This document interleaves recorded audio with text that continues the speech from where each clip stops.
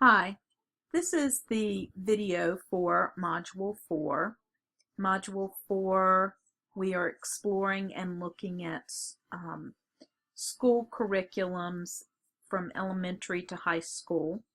Your individual assignment will allow you or provide you with opportunities to explore the elementary, middle, and high school curriculums for Virginia Beach City Schools. For the lecture part, though, of this module, I wanted us to look together at a curriculum guide that was designed for a middle school and does not necessarily fit into what we think of as reading, math, science, social studies. Um, this would just be one small unit of learning that was designed and created um, on a particular topic. So I want us to look at this smaller version, go through and see if we can identify some of those major components of curriculum that hopefully you are starting to recognize as being important, as well as those that our author has identified as being important components of curriculum design. Before we go any further, I will tell you that the link to this particular curriculum guide can be found on the D2L site. You may wish to download this and peruse it before we talk about it, or I would hope that after we've talked about it and gone through that you will go back and look at this curriculum a little bit more in depth. Another announcement would be that there will be no quiz for this particular model. I know that will break your heart, but I feel like you have quite a bit to do within the individual assignment and in the discussion board assignment, and that should cover your learning, and so there's no need for the quiz. So let's look at this module. It's called Wonder Women, the untold story of American superheroes, or heroines rather. Again, this is designed for middle school. And so you may wonder, well, what does this have to do? Why would this be important? In a good curriculum, it will, as in the Olivia model and in the other models, there should be a reasoning behind or a philosophy behind why a curriculum is designed, and that should be stated somewhere within the curriculum document. Most of the time it's found at the beginning of the document. You should be able to identify what needs of either the learners or what need this particular curriculum provides for the society. As we move through this, we'll talk not only about the components or the parts of this curriculum, but we're also going to look at how this is laid out. Because with many educators, how the curriculum is presented can make a big difference in their acceptance or their effective use of the particular curriculum. This particular unit was written and designed based on the comic book hero of Wonder Woman. The main focus of this particular curriculum is to portray women, important women in our society, and their roles that they've had sort of in a comic book format and in comparison to Wonder Woman. So that was the idea behind this. It's basically to explore the role of women in media and in our society. And we get some information about that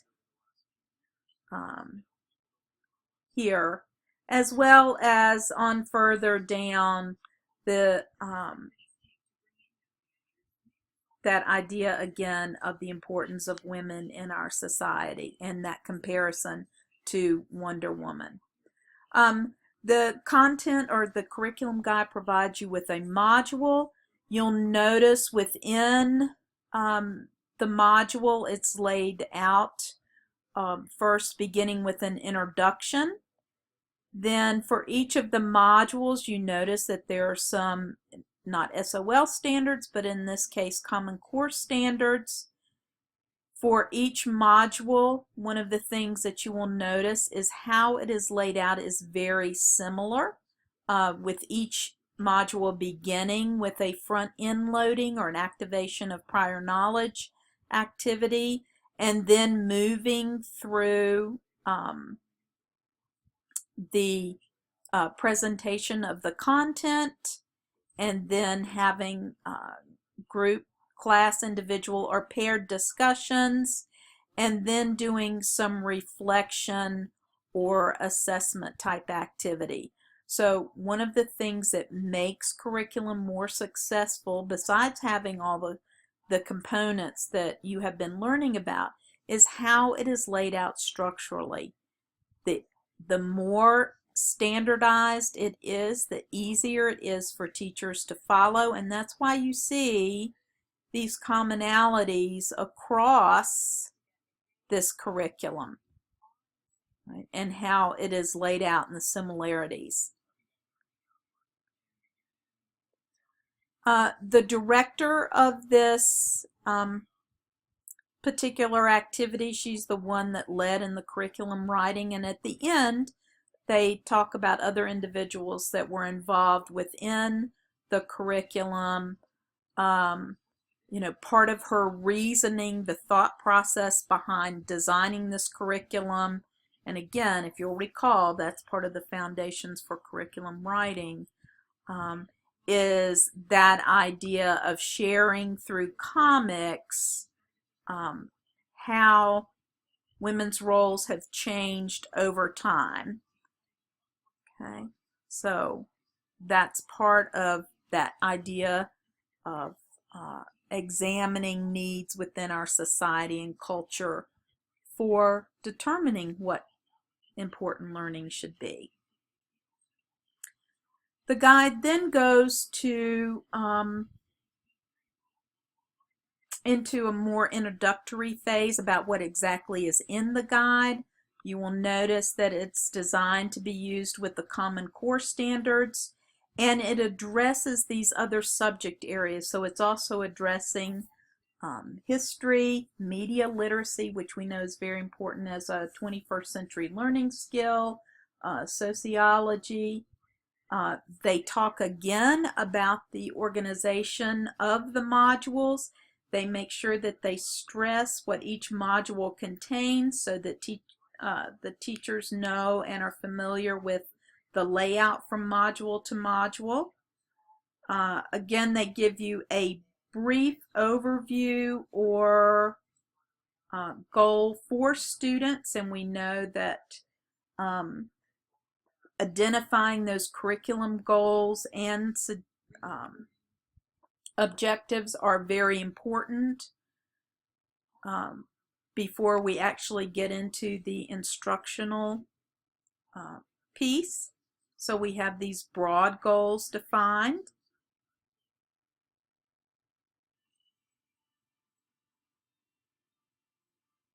The authors of the curriculum then give you some ideas of how you may want to interact with the content by giving you suggestions on how there's a supplemental film that goes along with this curriculum.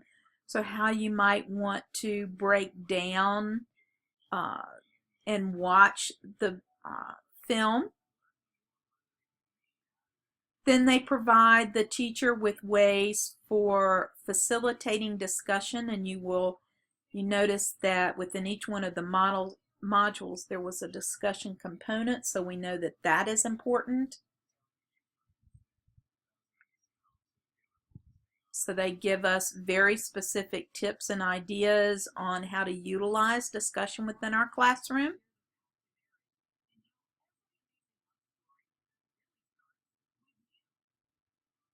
They talk again about the importance of students learning about a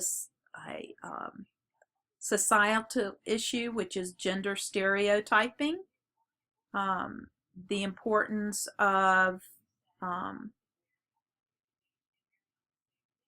understanding the role of women.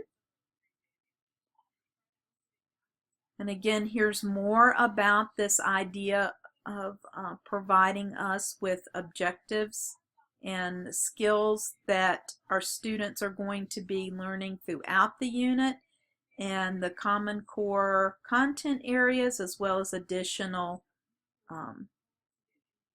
subject areas that this unit would apply to. So when I'm looking at this, I see definitely that there's been a need identified by society in general that would pertain to our students, being that idea of identifying gender stereotypes and understanding the important role of women within our society, as well as the need to begin working with media and becoming more media literate. So those are our big goals. We also have identified curriculum objectives and overviews for the whole unit, which would be a second component. And by looking at all of this material combined, I can really get a feel for what the philosophy is, or where the authors of this curriculum, sort of what they were thinking, or their ideas, philosophies of education. And by looking at this introduction and this overview, I really get a feel that the authors of this curriculum would probably lend more toward that experimentalist philosophy, or the existentialism philosophy, because we see components of with the experimentalist wanting to seek new ways to improve society. I think that would be a function of what this curriculum is, that they use problem solving, that students are actively involved through discussion and project-based learning. And then I also see with the existentialism side of things that this is also a curriculum where students are getting to know themselves and what their place is in society, be they male or female. So while not stated specifically, our philosophy is, from reading through this beginning introductory material, we can pretty much make inferences about the philosophy of the writers of this curriculum. Then we move into the actual instructional component of this particular curriculum. We see Common Core standards for this module. That is followed by objectives for the module, right? And this also includes an overview of the specific activities and materials that will be used within the instructional component. So we have all this on the front end of the module. Okay, so these are all the instructional pieces before we ever get into the actual instruction itself. Okay. When we go to the next component, again, we see our activity, we see our objective, we see our strategies, our instructional materials, and then we have some assessment components. Now, the assessment components aren't necessarily tests, but they may be project-based. They may be students writing opinion pieces. The teacher could also choose to use discussion questions as part of the assessment. And they don't call this assessment in this particular module, but instead they call them reflection activities. Okay. So for the instructional piece of this particular curriculum, you see a variety of ways that the content is represented through film, through web searches, through photographs, through discussions and lectures. You see a variety of ways of students interacting with the content, and you see a variety of ways that students can show their understanding. So if you remember way back in Module 1 or 2, we talked about those ideas of universal design for learning. So while this particular curriculum doesn't say for special needs students, you should, blah, blah, blah, for gifted students, you should, da, da, da, the curriculum is already designed and constructed universally, and by providing multiple means of representation of the content, multiple means of students interacting with the content, multiple ways for students to show what they've learned, they have built in, using universal design for learning, ways for teachers to meet the needs of the variety of learners within their classrooms.